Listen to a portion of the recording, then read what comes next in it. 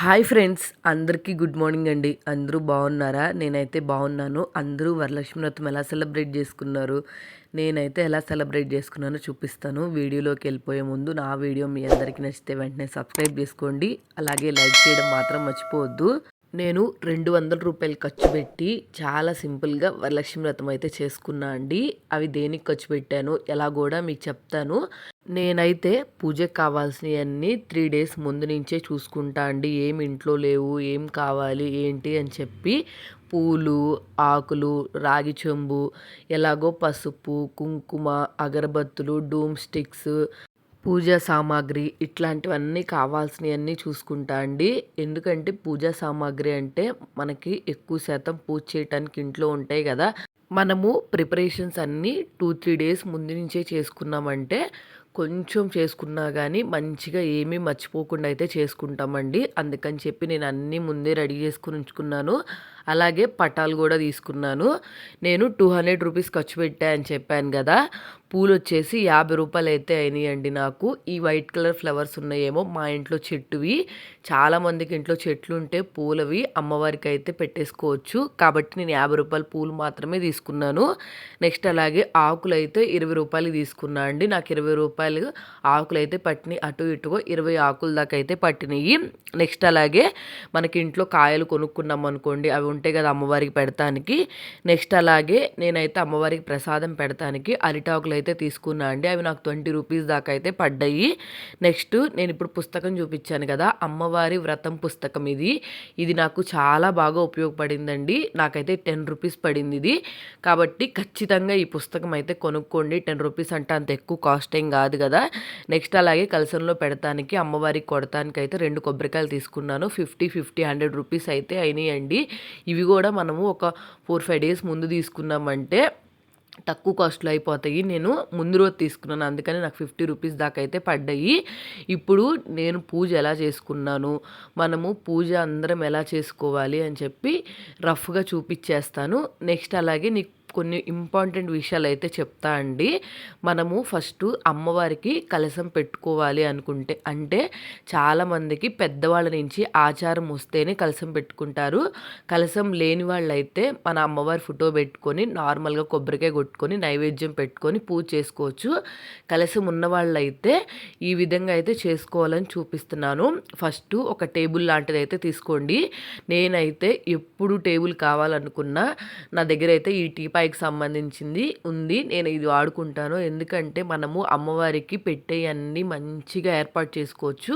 అందుకని నేను పెద్ద టేబుల్ తీసుకొని ఇలాగ పసుపు రాసుకొని అష్టదళ ముగ్గు వేసుకొని పసుపు కుంకుమ చల్లుకొని నెక్స్ట్ మనం అమ్మవారి ఫోటో అలాగే అయ్యవారి ఫోటో అయితే పెట్టుకోవాలండి.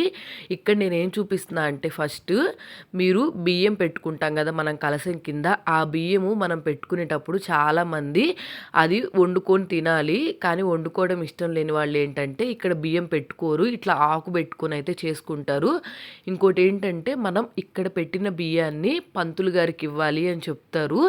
కాబట్టి అలా ఇవ్వాలి అని మీరు అనుకుంటే కింద ప్లేట్లో బియ్యం అయితే పోసుకొని ప్లేట్ పైన ఈ కలశం అయితే పెట్టుకోవాలి. నేను మీకు ఒకసారి ఇలాగా చూపించాను, నెక్స్ట్ అలాగా చూపించాను.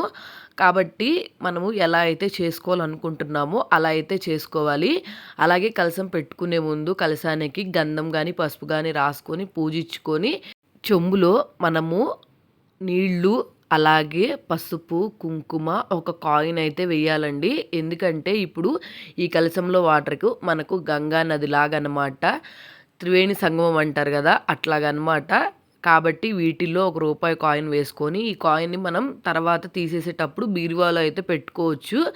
నెక్స్ట్ అలాగే కలశం పైన 5 ఆకులు పెట్టుకొని కొబ్బరికాయ పెట్టుకునేటప్పుడు కూడా కొబ్బరికాయకి బొట్లు పెట్టుకొని దానిపైన జాకెట్ ముక్క అయితే ఫోల్డ్ చేసుకొని పెట్టుకొని ఇలాగైతే అమ్మవారికి బొట్టు పెట్టుకొని గాజులు అయితే వేసుకొని అమ్మవారికి కూడా పూలు పెట్టుకొని కలశానికి అలాగే పటాలకి పూలు పెట్టుకొని నేనైతే అమ్మవారి కోసం గాజుల మాల అలాగే కాయిన్స్తో మాల అయితే చేశాను. అవి నీట్గా అలంకరించుకున్నాను. నెక్స్ట్ అలాగే మీరు పెట్టాలి అనుకుంటే అమ్మవారికి మీకు స్తోమత ఉంది అనుకుంటే చీర అలాగే రవిక అంటే జాకెట్ ముక్క, ఒక దువ్వెన, పౌడర్ డబ్బా ఇవన్నీ డీటెయిల్డ్‌గా నేను ఎలా చేశాను ఏంటని కూడా మన యూట్యూబ్ ఛానల్‌లో వీడియో ఉంది. ఒకసారి చెక్ చేయండి. ఇవన్నీ అమ్మవారికైతే పెట్టుకోవాలి మనము. నెక్స్ట్ అలాగే పూజ ప్రారంభించుకోవాలి. నేను ఇందాక చెప్పాను కదా! నేను తీసుకున్న పుస్తకం అయితే నాకు చాలా బాగా ఉపయోగపడింది పూజ చేసుకోవటానికి. కాబట్టి మీరేం తీసుకున్నా తీసుకోకపోయినా ₹10 పెట్టి ఖచ్చితంగా ఆ పుస్తకం అయితే తీసుకోండి. నెక్స్ట్ అన్నీ నేను పూజకి రెడీ చేసుకున్న తర్వాత దీపారాధనకైతే ఇట్లాగ ప్రమిదలైతే తీసుకున్నా అండి. ఈ ప్రమిదలు కూడా నాకు చాలా తక్కువ కాస్ట్‌లో పడ్డాయి. ఎందుకంటే నేను ఎప్పుడు పూజ చేసుకుంటున్నా గానీ మట్టి ప్రమిదల్లోనే చేసుకోవటం నాకు ఇష్టం అండి. అందుకని నేను మట్టి ప్రమిదల్లోనే చేసుకుంటాను. మీరు కావాలనుకుంటే ఎలా కావాలనుకుంటే అలా చేసుకోవచ్చు.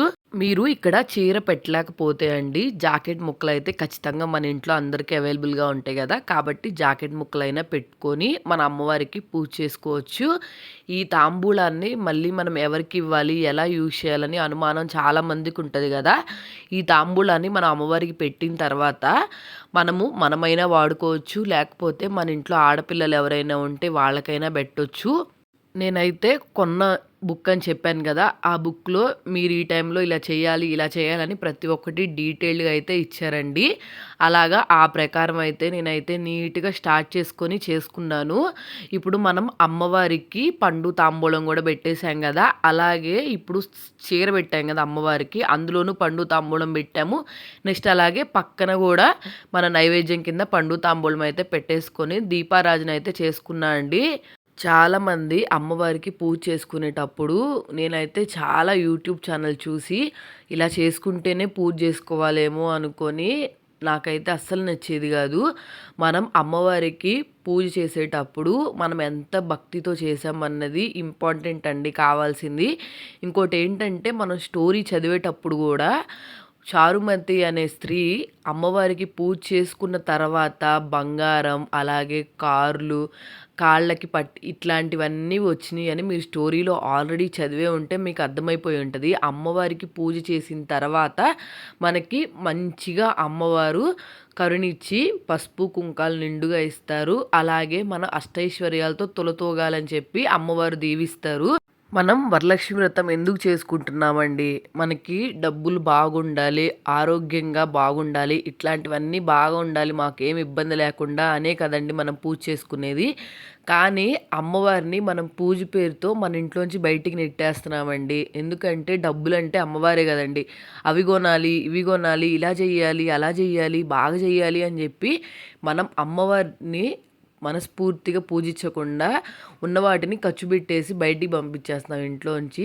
చాలామంది సోషల్ మీడియాలో కూడా ఇప్పుడు పెడుతున్నారు, శ్రావణ మాసం వస్తుందంటే ఇంట్లో ఆడవాళ్ళు డబ్బులు వదిలిస్తున్నారు బాగా అని చెప్పి. ఆ మాట మగవాళ్ళ చేత మనం ఎప్పుడూ అనిపించుకోకూడదండి. అలా అనిపించుకొని మనం పూజ చేసుకున్నా కానీ ఎప్పుడూ ఉపయోగం ఉండదు. కాబట్టి ఖచ్చితంగా మనం పూజ చేసుకునేటప్పుడు గుర్తుంచుకోవాల్సినవి మనం ఎంత మనస్ఫూర్తిగా చేశాము, ఎంత నిండుగా అమ్మవారికి నైవేద్యం చేశాము అనే కావాలి. నైవేద్యం అనుకోండి ఇప్పుడు 9 రకాలు ఖచ్చితంగా చేసి పెట్టండి. ఎందుకంటే మన చేతులతో మనం స్వయంగా అమ్మవారికి చేసేయి కదండీ! కాబట్టి ఇంట్లో సరుకులన్నీ ఉంటాయి. మనకి నెలకు సరిపడా మనం ఇంట్లో సరుకులు తెచ్చుకుంటాము.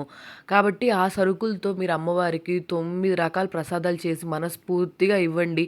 పొద్దున్నే లెగిసి పూజ స్టార్ట్ చేసుకోండి. ఇంకింతకన్నా అమ్మవారికి ఇష్టమైన విషయాలంటే డబ్బులు ఖర్చు పెడతాం కాదండి. మనం పూజ బాగా చేసుకోవడమే.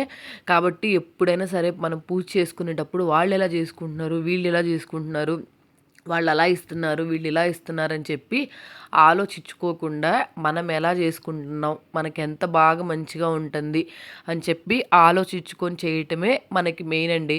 నేనైతే స్టోరీ కూడా ఫుల్గా చదివాను. ఇక్కడ స్టోరీ కూడా ఇచ్చారు కదా! కాబట్టి వరలక్ష్మి వ్రతం చేసుకునేటప్పుడు అమ్మవారు ఈ విధంగానే చేసుకోండి అని ఎక్కడా చెప్పలేదు. మనకున్న దాంట్లో చేసుకోమని చెప్పారు. ఇంకోటి ఏంటంటే అమ్మవారికి పచ్చిశనగలు పెట్టాలి అని ఖచ్చితంగా చెప్తారు కదండి. ఎందుకు చెప్తారో ఎప్పుడైనా ఆలోచించారా? అమ్మవారు ఫస్ట్‌లో పూజ చేసుకునేటప్పుడు అందరి ఇళ్లలో అన్నీ అవైలబుల్‌గా ఉండేవి కాదు గదా! శనగలైతే అందరి ఇళ్లలో ఉండేవి గదా! కాబట్టి తక్కువ కాస్ట్‌లో వచ్చేవి గూడా పాత రోజుల్లో. కాబట్టి అమ్మవారికి మనస్ఫూర్తిగా ఆ శనగలు పెట్టినా చాలు అని చెప్పి చూపియడానికి అమ్మవారు శనగలు ప్రసాదంగా తీసుకుంటారండి. ఇవన్నీ ఆలోచించుకొనే నేను తక్కువ తక్కువ కాస్ట్‌లో అమ్మవారికి మనస్ఫూర్తిగా అయితే నైవేద్యం చేసుకొని అయితే పూజ చేసుకున్నా అండి. 9 ప్రసాదాలు అయితే చేశాను. ఇప్పుడు ఈ పూజలో పెట్టినయన్నీ మనం ఎలా యూజ్ చేయాలని చెప్తాను. ఇక్కడ అమ్మవారికి మనం తాంబూలం కింద చీర పెట్టాం కదండీ! ఇది మన ఇంట్లో ఆడపిల్లలకి గానీ, లేకపోతే మనమైనా తీసుకోవచ్చు. ఏం ప్రాబ్లమ్ ఉండదు. నెక్స్ట్ అలాగే అమ్మవారికి కలశం కింద బియ్యం అయితే పెట్టాం కదండీ! అవైతే నాన్ వెజ్ వండినప్పుడు కాకుండా వెజ్ వండుకుంటాం కదా! అలాంటప్పుడు అయితే వండుకోవచ్చు. లేకపోతే పరమాన్నం చేసుకొనైనా తినొచ్చు. నెక్స్ట్ అలాగే కలశంలో వాటర్ అయితే మనము ఎక్కడైనా నీళ్లు పారే చోటు ఉంటాయి కదా, అక్కడైనా వేయొచ్చు. నెక్స్ట్ అలాగే లేకపోతే మనం ఇంట్లో అంతా మంచి జరగాలని చెప్పి చల్లుకోవచ్చు. ఇంకోటి ఏంటంటే మనము కలశంలో పసుపు, కుంకుమ అలాగే ఒక రూపాయి కాయిన్ వేసాం కదా, ఈ రూపాయి కాయిన్ అయితే బీరువాలో పెట్టుకోవచ్చండి. ఈ జాకెట్ ముక్కనైతే మన ఇంట్లో పెద్దవాళ్ళు ఎవరైనా ఉంటారు కదా, ఎట్లా అంటే అత్తయ్య, నాయనమ్మ, అమ్మమ్మ, అమ్మ ఇట్లాంటి వాళ్ళు ఉంటారు కదా, పెద్ద పెద్ద వాళ్ళు, వాళ్ళకైతే ఈ జాకెట్ ముక్కనైతే ఇవ్వచ్చండి. నెక్స్ట్ అలాగే గాజులు మనమైనా వేసుకోవచ్చు. అమ్మవారి పైన కలసం పైన పెట్టాం కదా గాజులు, అవి మనమైనా వేసుకోవచ్చు. లేకపోతే ఎవరికైనా పెద్దవాళ్ళకైనా ఇవ్వచ్చు. నెక్స్ట్ అలాగే మనం పసుపు గణపతిని కూడా చేసి పెట్టాం కదండి, మనం స్నానం చేసేటప్పుడు మన ఒంటికి అయితే రాసుకోవచ్చు అండి, చాలా మంచిది. నెక్స్ట్ అలాగే నేనైతే అమ్మవారికి గాజులు మాల వేశాను కదా, అలాగే కాయిన్స్ మాల కూడా వేశాను కదా, ఈ కాయిన్స్ని నీట్గా అయితే కవర్ చించేసి మనం గుళ్ళకెళ్ళినప్పుడు హుండీలో అయితే వేయొచ్చండి. నెక్స్ట్ అలాగే గాజులు అయితే మనం తీసి వేసుకునేటప్పుడు డేట్ టైంలో అంటే పీరియడ్స్ టైంలో వేసుకోకుండా పండగలప్పుడు అయితే వేసుకోవచ్చు. మళ్ళీ మనం అమ్మవారి దగ్గర పెట్టిన గాజులు డేట్ టైంలో వేసుకోకూడదు. కాబట్టి ఇవన్నీ చూసుకునేటప్పుడు చాలా జాగ్రత్తగా చేసుకున్నామంటే పూజ అయితే కంప్లీట్ అవుతుందండి. ఇప్పుడు మీరు 3వ శుక్రవారం పూజ చేసుకోకపోతే 4, 5 శుక్రవారాలు ఎప్పుడైనా 5 శుక్రవారాల్లో ఎప్పుడైనా మనం పూజ చేసుకోవచ్చండి. ఎటువంటి ప్రాబ్లం ఉండదు. కాబట్టి పూజ చేసుకునేటప్పుడు ఇవన్నీ గుర్తుపెట్టుకొని చేసుకోండి. చాలా మంచి జరుగుతుంది మీకు. వీడియో నచ్చితే మాత్రం వెంటనే లైక్ చేయండి, షేర్ చేయండి, కమెంట్ చేయండి. అట్లాగే సబ్స్క్రైబ్ చేయడం మాత్రం మర్చిపోవద్దు.